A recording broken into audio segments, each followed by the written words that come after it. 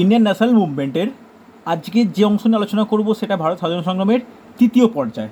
আগের দিন আমি দ্বিতীয় পর্যায়ে শেষ করেছিলাম, আজকে তৃতীয় পর্যায়ে আরম্ভ করছি। তৃতীয় পর্যায়ে দুটো ক্লাস লাগবে, দুটো ক্লাসের বিষয়বস্তু একটু বলে দিই। প্রথমে আলোচনা করব সাইমন কমিশন নিয়ে। সাইমন কমিশনের কী ত্রুটি ছিল, সাইমন কমিশনের কেন সবাই বিরোধিতা করেছিল, কেন সাইমন কমিশন বিরোধী আন্দোলন সারা ভারতে ছড়িয়ে পড়ে আলোচনা করব। তারপরে চলে যাব নেহেরু রিপোর্ট। নেহেরু রিপোর্টের পর চলে যাব যে খুব গুরুত্বপূর্ণ কংগ্রেসের এই সময়কার অধিবেশন। লাস্ট যেটা এই টপিকে যে লাস্ট অংশ থাকবে সেটা কি, সেটা হচ্ছে আইন অমান্য আন্দোলন।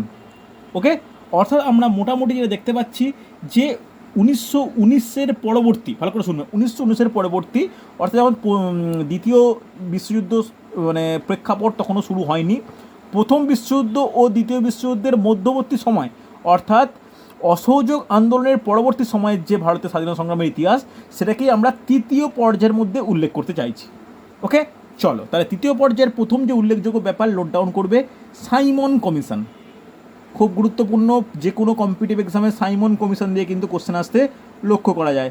আশা করব তোমরা কিন্তু যারা কন্টিনিউ ক্লাসগুলো করছো, ইন্ডিয়ান ন্যাশনাল মুভমেন্টের আমি প্লেলিস্ট বানানো আছে, এগুলো ক্লাসগুলো পরপর কিন্তু করে রেখো। ক্রনোলজি মেনটেন করে ইতিহাস পড়লে দেখবে ইতিহাস পড়াটার মধ্যে একটা আনন্দ পাবে বা একটা ক্রনোলজি মেনটেন করতে পারবে। একটা যদি ক্লাস ছেড়ে যাও তাহলে কিন্তু বুঝতে বা ক্লাস করতে কোনোটাই ইচ্ছা হবে না। দেখো, খুব গুরুত্বপূর্ণ, এই প্রথমেই যেটা আমার দরকার হয়, জানার দরকার হয় যে এই সাইমন কমিশন কবে গঠিত হয়। দেখো, সাইমন কমিশন কবে গঠিত হয় নোট ডাউন করে নাও, খুব গুরুত্বপূর্ণ। সাইমন কমিশন গঠিত হয় 1927 সালে, ডেটগুলো কিন্তু খুব গুরুত্বপূর্ণ। 1927 সালের 4 নভেম্বর, 1927 সালের 4 নভেম্বর এই সাইমন কমিশন গঠিত হয়।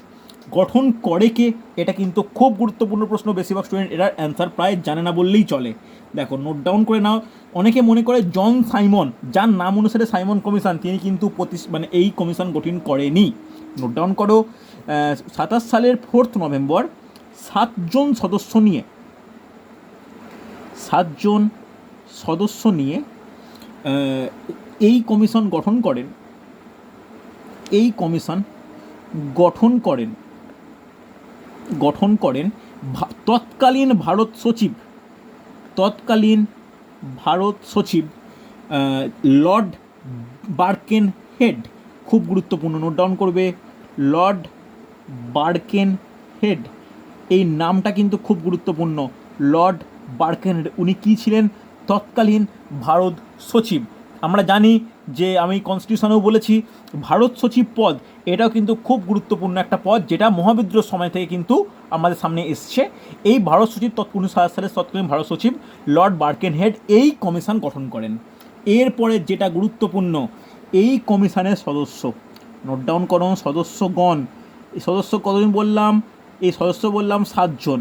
এই 7 জনের নাম কিন্তু তোমাদের পড়তে হবে, কারণ এখনকার কোশ্চেনের ট্রেন্ড দেখা যায় যে নিচের কোন ব্যক্তিত্ব সাইমন কমিশনের সদস্য ছিলেন না, এই টাইপের প্রশ্ন কিন্তু আসতে লক্ষ্য করা যাচ্ছে। তাই 1, 2, 3, 4 করে পরপর 7 জনের নাম কিন্তু খুব ইম্পর্টেন্ট, বোঝা যাচ্ছে? চলো, 1 নম্বর নোট ডাউন করো, স্যার জন সাইমন, উনি ছিলেন এই কমিশনের প্রেসিডেন্ট লেখা আছে, সভাপতি লেখা রাখো, প্রেসিডেন্ট বা সভাপতি। ওকে, এনার নাম অনুসারে কিন্তু এই কমিশন নাম আমাদের কাছে ইতিহাসে পরিচিত। 2 নম্বর নোট ডাউন করবে, ক্লিমেন্ট অ্যাটলি। এই ক্লিমেন্ট অ্যাটলি কথাটা আমরা কোথায় পড়েছি? এই ক্লিমেন্ট অ্যাটলি কে ছিলেন বলা উচিত। এই ক্লিমেন্ট অ্যাটলি কে ছিলেন, কে বলবে? কারণ না কারণ কিন্তু বলা উচিত, এটুকু আশা করতেই পারি। ক্লিমেন্ট অ্যাটলি কে ছিলেন? ব্রিটিশ প্রধানমন্ত্রী। একদমই কারেক্ট, ব্রিটিশ প্রধানমন্ত্রী, যিনি অত্যাচারী চার্চিলের পরে ব্রিটিশ প্রধানমন্ত্রী হন, এবং যখন ক্ষমতার হস্তান্তর বা ট্রান্সফার অফ পাওয়ার 1947 সালে 15 আগস্ট হয়, তৎকালীন ব্রিটিশ প্রধানমন্ত্রী ছিলেন কে? Clement Attlee. কোশ্চেন আসে, পরবর্তী ক্ষেত্রে আমরা আলোচনা করব। নোট ডাউন করো 3 নম্বর নোট ডাউন করো, হ্যারি লেভি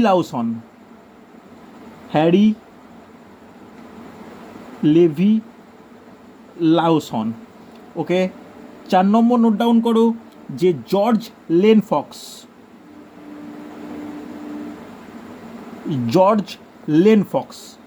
5 নম্বর নোট ডাউন করবে Vernon Hudson. Vernon Hudson. Okay, 6 নম্বর নোট ডাউন করবে Donald Harward. Donald Harward. Okay, last 7 নম্বর নোট ডাউন করবে এডওয়ার্ড ক্যাডোগান।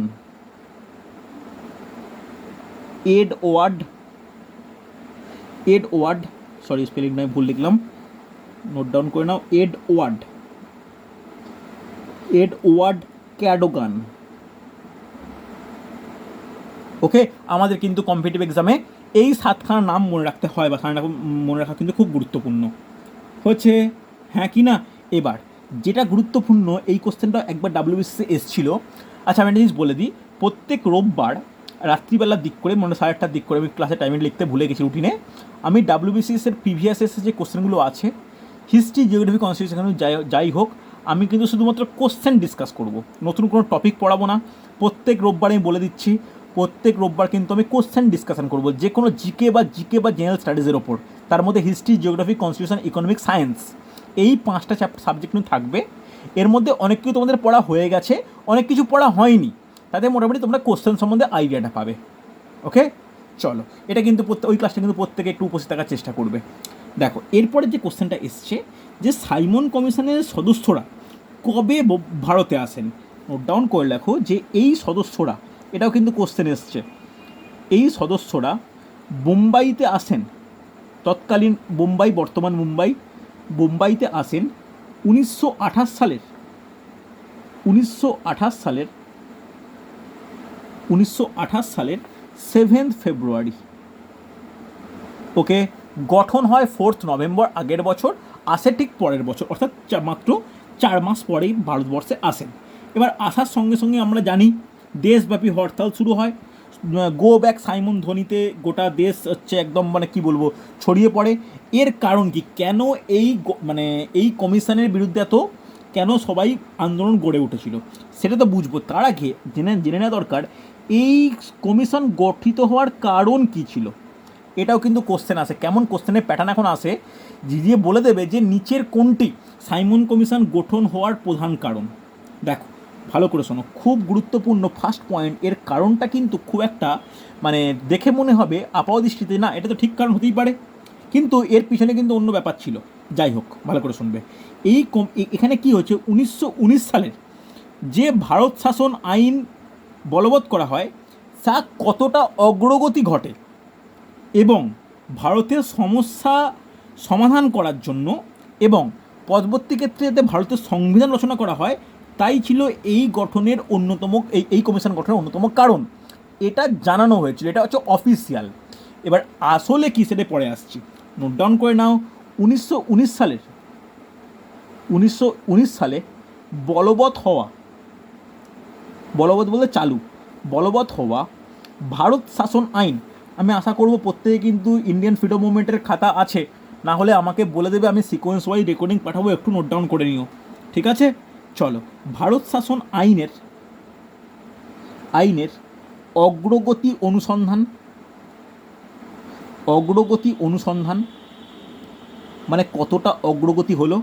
সেকেন্ড, 2 নম্বর লিখবে ভারতের বিভিন্ন সমস্যার সমাধান করে পরবর্তী ক্ষেত্রে সংবিধান রচনা ছিল এই কমিশনের প্রধান উদ্দেশ্য। দেখো, এইটা যে পড়বে বা এই কথাটা যারা শুনবে, তাদের কি কারোর কিছু মনে হবে যে এই কমিশনের কোনো কিছু ভুল, বা এই কমিশন গঠনের কোনো দরকার ছিল না, বা কিছু আপাতদৃষ্টিতে কারো কিন্তু কিছু মনে হবে না। কিন্তু ভালো করে শোনো, যে এই ব্যাপারটার আসলে কী ব্যাপার, মানে আসলে এর পিছনে কী ব্যাপার ছিল।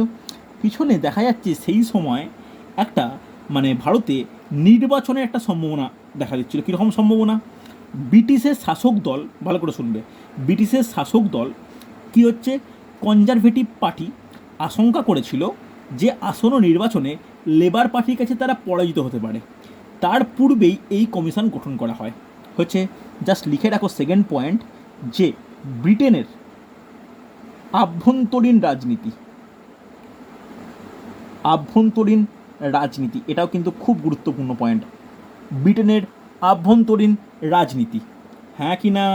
এরপরে ভালো করে শোনো, নেক্সট থার্ড পয়েন্টটা অনেকে একমত হয়, অনেকে একমত হয় না, কিন্তু এটা আমার পার্সোনালি মনে হয় বা বিভিন্ন ঐতিহাসিকবিদদের মতে এটাও গুরুত্বপূর্ণ পয়েন্ট, যে তৎকালীন নেতাজি সুভাষচন্দ্র বোস, তখন নেতাজি নামটা আসেনি, যাই হোক, সুভাষচন্দ্র বোস ও নেহেরু নেতৃত্বাধীন যে যুব আন্দোলন, এতে যুব সম্প্রদায় এতটাই উদ্বুদ্ধ হয়েছিল যে সাইমন কমিশনের মতো কোনো কমিশনকে দিয়ে সেই আন্দোলনকে প্রশমিত করার প্রয়োজন ছিল। তাই বলতে পারি যে নেহেরু ও সুভাষচন্দ্রের নেতৃত্বাধীন যুব আন্দোলন এবং তৎসহ হিন্দু মুসলিম দাঙ্গা এই কমিশন গঠনকে ত্বরান্বিত করে। ওকে, চলো নোট ডাউন করে লেখো। সুভাষচন্দ্র বসু ও নেহেরু নেতৃত্বাধীন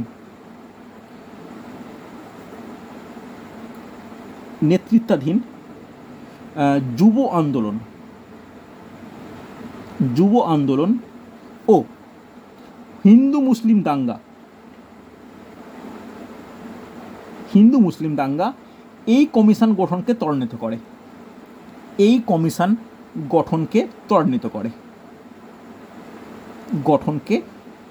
করে। ওকে, এই গেল মোটামুটি এই কেন এই কমিশন গঠিত ছিল তার কারণ। এরপর ভালো করে শুনবেন, নেক্সট যেটা গুরুত্বপূর্ণ, যে এই কমিশনকে কেন এই কমিশনের বিরুদ্ধে আন্দোলন গড়ে ওঠে। নেক্সট পয়েন্ট প্রত্যেকে করবে যে সাইমন কমিশন বিরোধী আন্দোলন। নোট ডাউন করো, সাইমন কমিশন বিরোধী আন্দোলন। একটা জিনিস, কোশ্চেনের যা ট্রেন্ড এখন দেখা যায়, যে কোনো কোশ্চেনই শুধুমাত্র যে জিকে ফরম্যাটে কোন সাল, কোন নেতৃত্ব, কোন জায়গা, এটা যেমন কোশ্চেনে আসে বা এটা কোশ্চেনে আসার একটা পয়েন্ট, তবে এর সঙ্গে যেটা গুরুত্বপূর্ণ, যে কোনো ক্ষেত্রে এখন উপলব্ধি টাইপ কোশ্চেনটা খুব আসে। উপলব্ধি বলতে কোনো ডেসক্রিপটিভ টাইপ কোশ্চেনে কিন্তু খুব আসে। ওকে, তাই আমাদের একটু ডিটেলসে পড়া দরকার। এবার দেখো, সাইমন কমিশন বিরোধী আন্দোলন কেন মানুষ বা সেই সময়ের যারা দল, কে জাতীয় কংগ্রেস, মুসলিম লীগ, লিবারেল ফেডারেশন, এরার বিরোধিতা করেন, এর কারণ কি মনে হয়?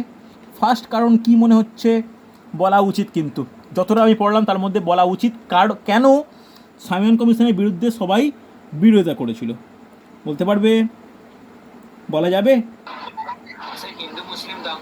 না? হিন্দু মুসলিম দাঙ্গার কারণে এটা হচ্ছে, মানে এই কমিশন গঠন হয়েছিল, দাঙ্গা সমস্যাটা মেটে, এটা কারণ নয়। মেন কারণ কি ছিল, যে 7 জন যে সদস্য ছিল না, এর মধ্যে ভারতীয় কোনো সদস্য এই কমিশনে নেই। ওকে, লিখে রাখো, ফার্স্ট পয়েন্ট নোট ডাউন করো, কোনো ভারতীয় সদস্য না থাকা, এটা হচ্ছে প্রথম বিরোধিতার কারণ। ওকে,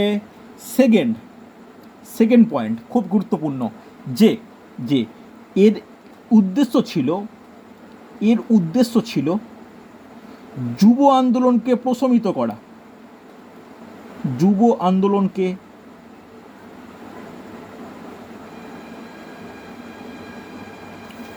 করা, হ্যাঁ কি না?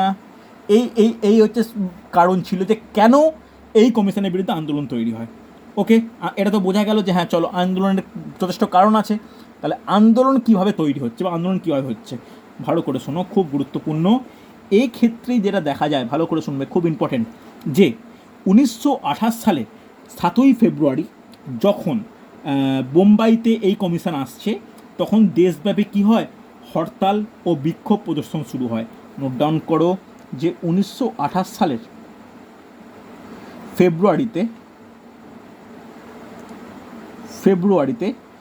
দেশ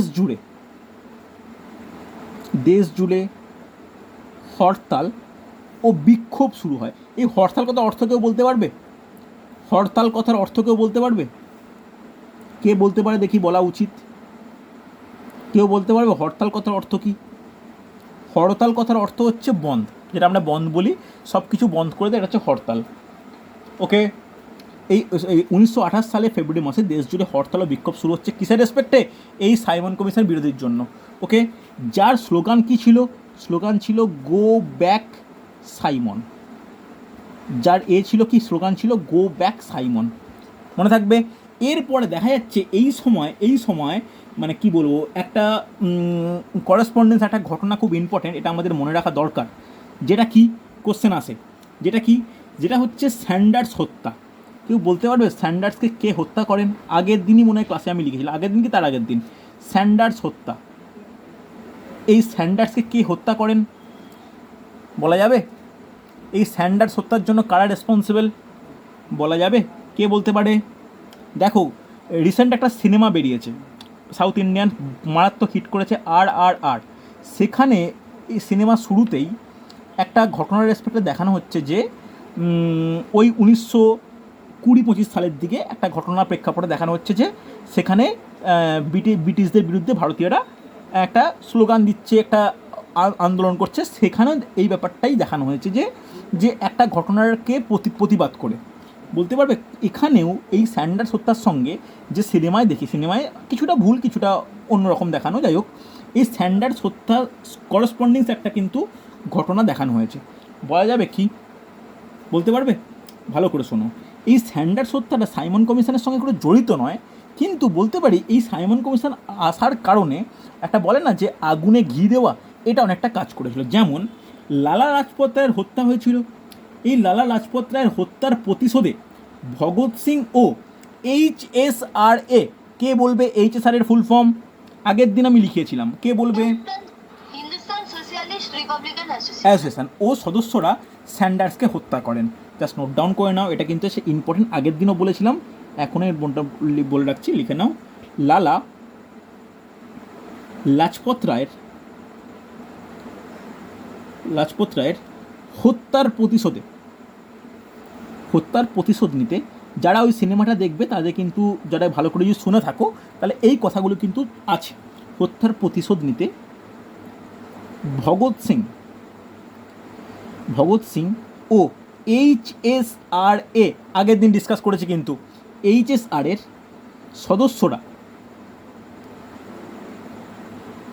সদস্যরা স্যান্ডার্সকে হত্যা করেন। ডেটটা কিন্তু খুব গুরুত্বপূর্ণ, ডেটটা দিয়ে WBCS এর দুবার কোশ্চেন এসছে। নোট ডাউন করে নাও যে 1929 সালের 17ই ডিসেম্বর, 1929-এর 17ই ডিসেম্বর। ওকে, এটা কিন্তু খুব গুরুত্বপূর্ণ হচ্ছে, হ্যাঁ কি না? যার প্রতিবাদে কিন্তু ভগৎ সিং রাজগুরুর ফাঁসি পর্যন্ত হয়। বোঝা গেছে? এই হলো মোটামুটি সাইমন কমিশন বিরোধী আন্দোলন। তবে দেখো, সাইমন কমিশন বিরোধী আন্দোলনের ক্ষেত্রে বলে রাখি যে একটা নিয়ে বলতে ভুলে গেলাম, এটা আগে মনে হয় বলেছিলাম আমি, এই যে লালা লাজপত রায়ের যে মৃত্যু বললাম না, এই যে হত্যা বলি বা মৃত্যু বলি যাই বলি, এর ডেটটা কেউ বলতে পারবে? এর ডেটটা কিন্তু খুব ইম্পর্টেন্ট। এর ডেট হচ্ছে 1928 সালের, ভালো করে নোট ডাউন করে নাও, আমি খেয়াল নেই বলতে, 1928 সালের 17ই নভেম্বর। কিভাবে এনার মৃত্যু ঘটে ভালো করে শুনবে। 1928 সালের 30শে অক্টোবর লাহোরে সাইমন কমিশন বিরোধী আন্দোলন বা মিছিলে নেতৃত্ব দেন এই লালা লাজপত রায়, এবং এই মিছিলে পুলিশ লাঠিচার্জ করে। পুলিশের লাঠির আঘাতে লালা লাজপত রায় বেশ আঘাতপ্রাপ্ত হন, হসপিটালে ভর্তি হন, এবং প্রায় বলতে পারি যে মানে কি বলবো 17-18 দিনের একটা এর পরে, মানে হসপিটালাইজেশনের পরে ওনার 30শে অক্টোবর আঘাত পেয়েছিলেন, 17 নভেম্বর ওনার মৃত্যু ঘটে। এর প্রতিবাদে কিন্তু এই স্যান্ডার্স হত্যা ঘটনাটা ঘটে, কারণ স্যান্ডার্সের নেতৃত্বাধীন পুলিশ কিন্তু এই ঘটনার সঙ্গে জড়িত। তাহলে ভালো করে শুনে রাখো, লালা লাজপত রায়ের হত্যা ব্যাপারটা কেন এসছে সাইমন কমিশন বিরোধী আন্দোলন থেকে। তাই বলতে পারি যে এটা অনেকটা আগুনে ঘি দেওয়ার মতো ব্যাপারটা, যেখানে এই সাইমন কমিশন বিরোধী আন্দোলনটাকে আরও ত্বরান্বিত করছে কি এই স্যান্ডার্স হত্যা মামলা। ওকে, কোনো অসুবিধা নেই, হ্যাঁ কি না? চলো, তাহলে এই হলো মোটামুটি সাইমন কমিশন, তার বিরোধী আন্দোলন বা তার আন্দোলনে কী কী ফলস্বরূপ কী কী ঘটনা ঘটছে। অসুবিধা নেই। নেক্সট আমরা যেটা আলোচনা করব এই তৃতীয় পর্যায়ের মধ্যে, নোট ডাউন করে নাও, নেহেরু রিপোর্ট। এই নেহেরু রিপোর্ট কিন্তু খুব ইম্পর্ট্যান্ট, নোট ডাউন করো। ধীরে ধীরে এগোচ্ছি, দেখো আমরা চলে এসেছি মোটামুটি 28-29 সালের দিকে, মানে আমাদের হাতে আর মাত্র 17-18 বছর বাকি, মানে 47 সালে পৌঁছে গেলে আমাদের এই শেষ। আমার টার্গেট থাকবে এপ্রিল মাসের মধ্যে মোটামুটি হিস্ট্রি কমপ্লিট করে দেওয়া। ওকে, এবার তোমাদের দায়িত্ব কিভাবে পড়বে, বুঝতে পারলে? আমার কিন্তু হিস্ট্রি কমপ্লিট হয়ে যাবে এই ন্যাশনাল ফ্রিডম মুভমেন্ট, এটা কিন্তু কমপ্লিট হয়ে যাবে এপ্রিল মাসের মধ্যেই। বুঝতে পারলে? এবার তোমাদের দায়িত্ব বিভিন্ন বই ঘেঁটে ভালো করে পড়া। দেখো, নেহেরু রিপোর্ট, এই নেহেরু রিপোর্ট বলা যাবে নেহেরু রিপোর্ট বলতে এখানে নেহেরু বলতে কার কথা বলা হচ্ছে? কে বলতে পারবে? मोतीलाल नेहरू। মতিলাল নেহেরু, নট জওহরলাল নেহেরু, এটা কিন্তু মনে রাখতে হবে। বুঝতে পারলে? এই এই এখানে এখানে এই রিপোর্টের ব্যাপারটা কি ভালো করে জিনিস মনে রাখা দরকার, যে যখন একজন বলতে আমি একটু নামটা উল্লেখ করেছিলাম, ভারত সচিব বার্কেনহেড সমস্ত ভারতবাসীর যোগ্যতা সম্পর্কে অপমানজনক মন্তব্য করেন, তখন 1928 সালের 9 মে বোম্বাইতে যে সর্বদলীয় বৈঠক অনুষ্ঠিত হয়েছিল, সেই সর্বদলীয় সম্মেলন বা বৈঠকে ভারতের সংবিধান রচনার জন্য মতিলাল নেহেরুর নেতৃত্বাধীন নেহেরু কমিটি গঠিত হয়। ওকে, অসুবিধা নেই। এবার এই নেহেরু কমিটি যে গঠিত হয়, দেখা যাচ্ছে যে পরবর্তী ক্ষেত্রে যখন লখনৌতে সর্বদলীয় সম্মেলন যখন আবার একবার অনুষ্ঠিত হয়, আমি ডেটগুলো পরপর বলবো, তখন নেহেরু রিপোর্ট পেশ করেন। এই রিপোর্টটি মূলত রচনা করেন দুজন, একজন হচ্ছে মতিলাল নেহেরু আর একটা তেজ বাহাদুর সাপ্রু। ওকে, কিন্তু এটা একটা আমাদের ইন্ডিয়ানদের পক্ষে খুব খারাপ ব্যাপার, যেটা বার্কেনহেড বলে গেছিল যে ইন্ডিয়ানদের কোনো যোগ্যতা নেই কোনো কনস্টিটিউশন রচনা করার। ইন্ডিয়ানরা পরবর্তী ক্ষেত্রে, ভারতীয়রা সর্বদলীয় বৈঠকের ক্ষেত্রে এই রিপোর্টটা কিন্তু কোনো দল মেনে নিল না। এই মেনে না নেওয়ার ক্ষেত্রে মানে পরোক্ষ দিক থেকে বলতে গেলে যে বার্কেনহেডের যে কথাটা, যে না এরা নিজেদের মধ্যেই ঠিক নেই, এই কথাটা কিন্তু প্রমাণ হয়ে গেল। এই প্রমাণ হওয়ার একটাই কারণ, তার মধ্যে একটা ওয়ার্ডই যায়, সেটা যে সর্বদলীয় কথাটা এখনও প্রযোজ্য। এক্স ওয়াই জেড তিনটে দল থাকলে এক্স যে আইন পেশ করবে, ওয়াই জেড সের বিরোধিতা করবেই। সেটা বর্তমানে এই 2022-এও তাই জিনিসটা প্রযোজ্য, তখনও তার ব্যতিক্রম কিন্তু হয়নি। ওকে, এই ব্যাপারগুলো আমাদের একটু জেনে নেওয়া দরকার। বিতর্ক হয়েছিল, বিতর্কর সঙ্গে সঙ্গে কীভাবে বিতর্ক থেকে বেরিয়ে এসছে সেটাও আমাদের ইম্পর্টেন্ট। ফার্স্ট যেটা পয়েন্ট করবে, খুব ইম্পর্টেন্ট, যে ডেটটাকে লেখো 1928 সালের। দেখো করেসপন্ডিংস ব্যাপার, দেখো কীভাবে পাশাপাশি চলছে। 1928 সালে সাইমন কমিশন বিরোধী আন্দোলন চলছে, লালা লাজপত রায়ের মৃত্যু ঘটছে, স্যান্ডার্স হত্যা হচ্ছে, দেশ জুড়ে উত্তাল। তার সঙ্গে সঙ্গে এই ব্যাপারগুলো কিন্তু ঘটছে। নোট ডাউন করো, 1928 সালের 19শে মে এই ডেটে কী ঘটেছিল, এই ডেটে কী হয়েছিল, খুব ইম্পর্টেন্ট, ভালো করে শোনো, খুব ইম্পর্টেন্ট। কী ঘটেছিল লিখে রাখো, বোম্বাইতে। এখানে কিন্তু আমরা ভালো করে শুনবে, আমরা চেন্নাই বা মুম্বাই এই কথাগুলো উল্লেখ করবই না, কেন এগুলো 96-97 সালে নাম চেঞ্জ হয়েছে।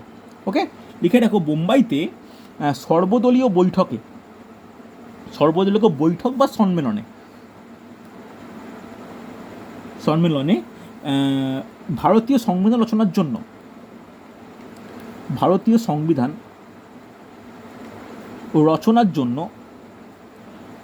রচনার জন্য মতিলাল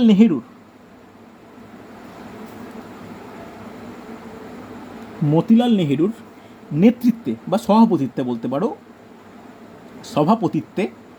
নেহেরু কমিটি গঠিত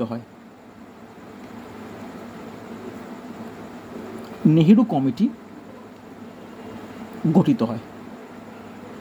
ওকে, হ্যাঁ কি না?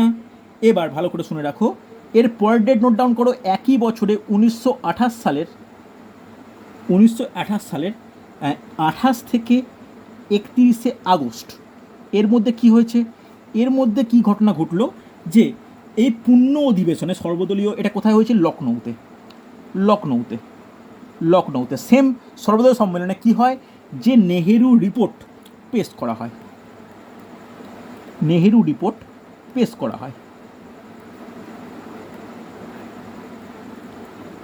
হয়। এবার যেটা সঙ্গে সঙ্গে দেখা গেল, যে বার্কেনহেডের কথাটা অনেকটাই সত্য মনে হলো, যে এই রিপোর্ট সর্বজন গ্রাহ্য না হয়, এই রিপোর্ট ব্যর্থতায় পর্যবসিত হয়, অর্থাৎ ব্যর্থতাই বলা যায়, যে এই রিপোর্টের আর তেমন কোনো গুরুত্ব থাকছে না। তবে একটা জিনিস জেনে নেওয়া দরকার, সংবিধানের প্রধান খসড়া কে রচনা করেন, এটা কিন্তু কোশ্চেন আসে। সংবিধানের খসড়া কে রচনা করেন, দুজন, একজন লিখে নাও যে মতিলাল নেহেরু, আর দুজনকে, আর সেকেন্ড হচ্ছে তেজ বাহাদুর সাপ্রু। নোট ডাউন করো, তেজ বাহাদুর সাপ্রু। ওকে, এই দুইয়ের নাম কিন্তু খুব গুরুত্বপূর্ণ হচ্ছে, হ্যাঁ কি না ভালো করে শুনবে, খুব ইম্পর্ট্যান্ট। এবার আমরা আলোচনা করব কারা কারা সমর্থন করেন, কে কে সমর্থন করেনি, কী ব্যাপারে আলোচনা করব। তার আগে যেটা জানানো দরকার, এই যে নেহেরু রিপোর্ট বা নেহেরু এই যে কমিটি, এই কমিটিতে কারা কারা সদস্য ছিলেন। নেক্সট হেডিং করো সদস্য, নেক্সট হেডিং করো সদস্য। সদস্যর নাম আমার জানা দরকার, মোটামুটি 7-8 জন সদস্যের নাম আছে। ফার্স্ট 1 নম্বর মতিলাল নেহেরু, মতিলাল নেহেরু। 2 নম্বর স্যার তেজ বাহাদুর সাপ্রু। নামগুলো কিন্তু ইম্পর্টেন্ট, বারবার বলছি, কে কারা সদস্য ছিলেন না, নিচের কোন ব্যক্তি সদস্য ছিলেন, এই টাইপের কোশ্চেন কিন্তু খুব আসে। 3 নম্বর নোট ডাউন করবে যে আলী ইমাম, স্যার আলী ইমাম, স্যার আলী ইমাম। 4 নম্বর নোট ডাউন করবে MS অ্যানে, MS অ্যানে। 5 নম্বর নোট ডাউন করবে মঙ্গল সিং। 6 নম্বর নোট ডাউন করবে শোয়েব কুরেশি।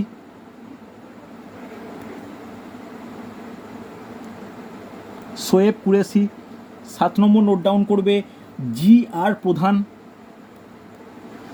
GR প্রধান। 8 নম্বর নোট ডাউন করবে যে M যোশী। মোটামুটি 10 জনের নাম আছে, M যোশী। 9 নম্বর নোট ডাউন করবে MR জয়াকর, MR জয়াকর। আর last but not the least note down করবে সুভাষচন্দ্র বসু। ওকে, এই হলো সদস্য। বারবার বলছি, কোনো কমিটির যেগুলো প্রচুর সদস্য নেই, কম সদস্য যুক্ত, এরকম 8 জন 7 জন 10 জন, প্রত্যেকটা নাম কিন্তু ভালো করে মুখস্থ করা প্রয়োজন। একটাই কারণে মুখস্থ করা প্রয়োজন, কারণ ভালো করে শুনে রাখো, এখান থেকে কোশ্চেন কেমন দেয়, যে নিচের কোন ব্যক্তিত্ব নেহেরু কমিটি রিপোর্টের সদস্য বা নেহেরু কমিটির সঙ্গে জড়িত ছিলেন না। ওকে, এই কোশ্চেনগুলো কিন্তু খুব আসে হচ্ছে।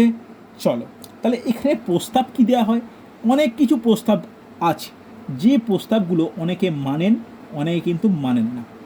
ওকে, ভালো করে শোনো, নেক্সট নোট ডাউন করে নাও প্রস্তাব। প্রস্তাব দিয়ে কিন্তু খুব গুরুত্বপূর্ণ কোশ্চেন আসে। প্রস্তাব ফার্স্ট 1 2 3 4 করে মোটামুটি যতগুলো ইম্পর্টেন্ট প্রস্তাব আর নোট ডাউন করব। ফার্স্ট ঔপনিবেশিক স্বায়ত্তশাসন, ঔপনিবেশিক স্বায়ত্তশাসন।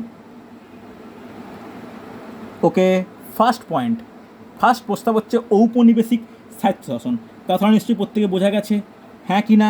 2 নম্বর, কোনো পৃথক নির্বাচন মণ্ডলী থাকবে না, কোনো পৃথক নির্বাচন মণ্ডলী, কোনো পৃথক নির্বাচন মণ্ডলী থাকবে না। 3 নম্বর নোট ডাউন করো, সিন্ধু ও কর্ণাটক পৃথক প্রদেশ হিসেবে গণ্য হবে, সিন্ধু ও কর্ণাটক পৃথক প্রদেশ হিসাবে গণ্য হবে, পৃথক প্রদেশ হিসাবে গণ্য হবে। ওকে, এই গেল কিন্তু প্রস্তাব।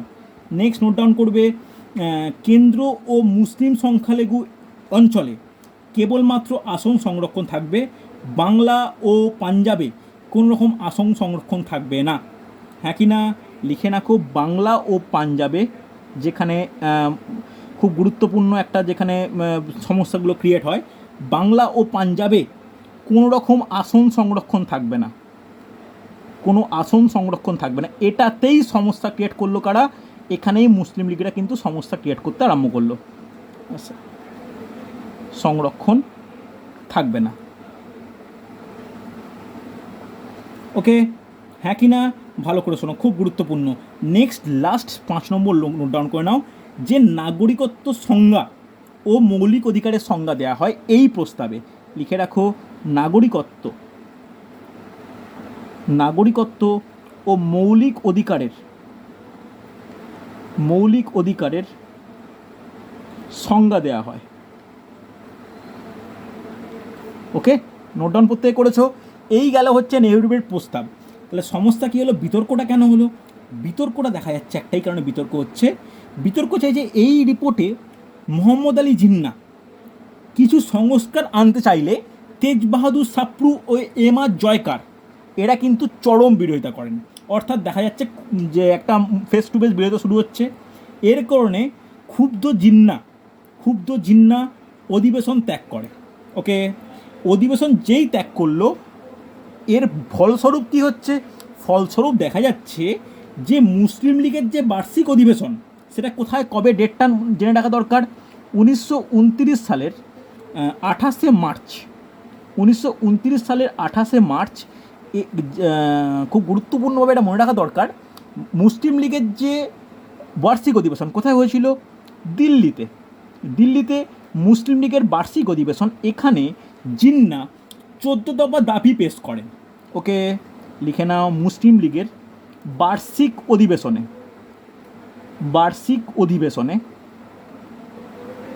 অধিবেশনে জিন্না 14 দফা দাবি পেশ করেন। ওকে, এটা কিন্তু খুব গুরুত্বপূর্ণ। 14 দফা দাবি পেশ করেন। এই 14 দফা দাবি কিন্তু যেটা দেখা যাচ্ছে যে পুরোপুরি অ্যান্টি নেহেরু রিপোর্টের, বোঝা গেল। তবে কি দেখা যাচ্ছে এইখানে, ভালো করে শুনবে, এই যেটা শুধুমাত্র কি জিন্নারাই এর বিরোধিতা করেছে তা কিন্তু নয়। এখানেও দেখা যাচ্ছে নেতাজি সুভাষচন্দ্র বোসও এর বিরোধিতা করেছিল। কোন প্রস্তাবের বিরোধিতা করেছিল? নেতাজি সুভাষচন্দ্র বোস ও জওহরলাল নেহরু, সেই সময় যারা ইয়াং জেনারেশন বা ইয়াং লিডার, তারা কিন্তু ডোমিনিয়ন স্ট্যাটাসের দাবির বিরোধিতা করেন। অর্থাৎ স্বায়ত্তশাসন এরকম কোনো ব্যাপার নয়, যা হবে পূর্ণ স্বরাজ। নোট ডাউন করো, নেতাজি ও জওহরলাল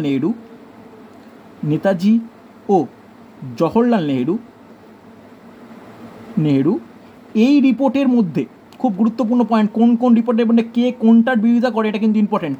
এই রিপোর্টের মধ্যে ডোমিনিয়ন স্ট্যাটাস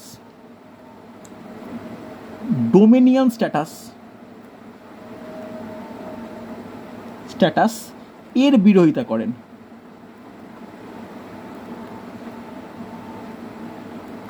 ওকে, এটা কিন্তু খুব ইম্পর্টেন্ট, বোঝা গেছে? হ্যাঁ কি না?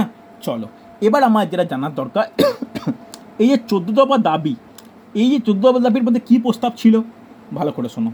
এর প্রস্তাব কী ছিল? এর গুরুত্বপূর্ণ দাবি আমাদের সেরকম পড়তে হয় না। এর একটা জিনিস আমাদের মনে রাখার দরকার, যে কেন্দ্রে 1/3 আসন কিন্তু সংরক্ষণ করা প্রয়োজন, নতুন প্রদেশ গঠন করা প্রয়োজন। মানে দেখো, 1929 সালের প্রেক্ষাপটে আমরা বুঝতে পারছি যে মুসলিম লীগের দাবি কোনো ভারতের মধ্যে একটা সম্প্রীতির বাতাবরণ তৈরি করা নয়। এদের মেন ব্যাপার হচ্ছে কি, এদের প্রধান ব্যাপার হচ্ছে নতুন প্রদেশ, যেটা পরবর্তীতে দেশে যেন রূপান্তরিত হয়, এবং কেন্দ্রে মুসলিমদের জন্য 1/3 আসন সংরক্ষণ, যেটা কিন্তু নেহেরু রিপোর্টের পুরোপুরি বিরোধী বা এগেনস্টে। যার জন্য মুসলিম লীগের সঙ্গে এই ঘটনার পর থেকে এই রিপোর্টকে কেন্দ্র করেই বিচ্ছেদের সূচনা হয়। তবে এই রিপোর্টের একটা ভালো দিক কী? এই রিপোর্টের একটা ভালো দিক হলো যে ভারতীয়দের মধ্যে সংবিধান রচনার একটা উদ্যোগ সৃষ্টি হয়। হ্যাঁ কি না? বোঝা গেছে? চলো, এই হলো আমার টোটাল আজকের টপিক, যেখানে আমরা সাইমন কমিশন আর নেহেরু রিপোর্ট নিয়ে আলোচনা করলাম। পরের ইতিহাস হিস্ট্রি ক্লাসে আমরা এই তৃতীয় পর্যায়ে লাস্ট আলোচনা করব কংগ্রেস অধিবেশন, যেটা লাহোর অধিবেশন কিন্তু খুব গুরুত্বপূর্ণ। হ্যাঁ কি না? যে অধিবেশনে গান্ধীজি অনুপস্থিতি ছিল না, কিন্তু সেই উপস্থিতিতে কি ঘটনা ঘটে, এটা কিন্তু খুব ইম্পর্টেন্ট। ওর পরেই আমরা চলে যাব ডান্ডি অভিযান। দেখো, অলরেডি 29 সাল চলছে, 30 সালেই আমরা জানি ডান্ডি অভিযান। এই ডান্ডি অভিযান কিন্তু খুব ইম্পর্টেন্ট, কারণ ডান্ডি অভিযান দিয়ে কি শুরু হচ্ছে? আইন অমান্য আন্দোলন শুরু হচ্ছে। এই আইন অমান্য আন্দোলনের, সেটাই স্বাধীনতার আন্দোলনের একদম কি বলবো, গোড়া থেকে আমার জেনে নেওয়া দরকার কেন আইন অমান্য আন্দোলন ইম্পর্টেন্ট, এর ফলশ্রুতি কী হয়। পরের দিনের লাস্ট টপিক গোল টেবিল বৈঠক। এই গোল টেবিল বৈঠক কতগুলো হয়, কে যোগদান করে, কে যোগদান করেনি, তার সঙ্গে গান্ধী আরউইন প্যাক্ট বা গান্ধী আরউইন চুক্তি, এইটা হলে মোটামুটি আমাদের এই টপিক কমপ্লিট হবে।